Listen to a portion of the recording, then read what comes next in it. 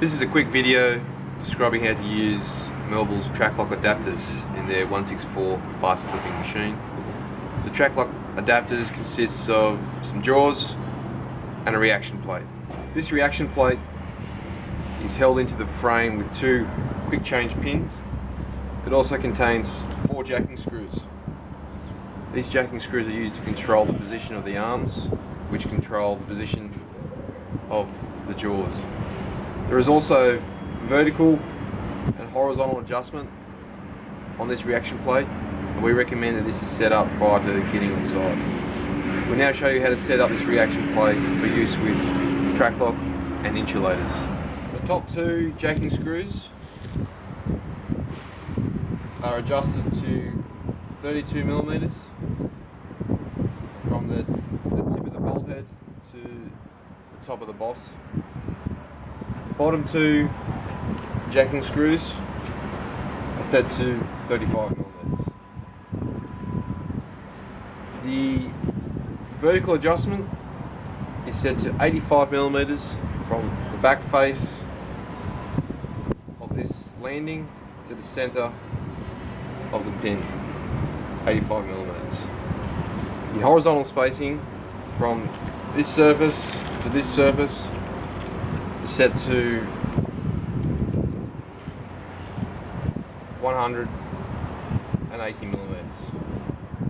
It's important to note that when setting the horizontal spacing on this reaction plate, the 2 shoulders are rotated inwards to take out the clearance in the slots.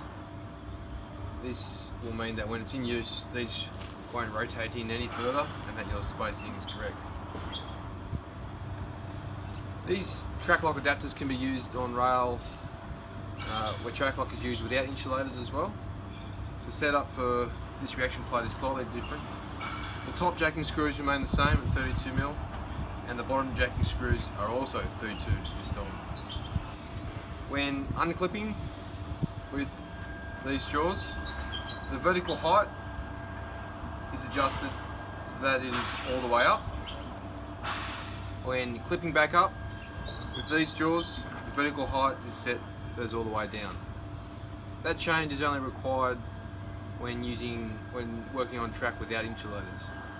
When there's insulators used, the vertical height is always set all the way up. The gap needs to be altered for Traklok without insulators. The new spacing is set at 164mm. This reaction plate, when adjusted correctly, lands on top of the shoulders and it gives guidance to allow the jaws to engage with the Traklok clips. When used in clipping up mode, this reaction plate prevents the shoulder from rotating over, and in unclipping mode, if one clip comes out first, it then reacts so that the other clip can be withdrawn also without pushing the machine to one side or the other. It's important when inserting this reaction plate that the guides face away from the operator. So with the machine facing this way, this reaction plate would be inserted this way, not that way. This way, with the guides facing away from the operator. To fit the reaction plate into the machine, it is important that the position of these arms is set to allow clearance between the arms and the jacking screw. You may need to play around a little bit with this, but in general, the arms are set nearly all the way out, just backed off a fraction, which allows this reaction plate to very easily be inserted into the machine. With everything correctly adjusted, the reaction plate lands on the shoulder on both sides of the rail, and the pin that's on the end of this jaw will easily insert inside the clip.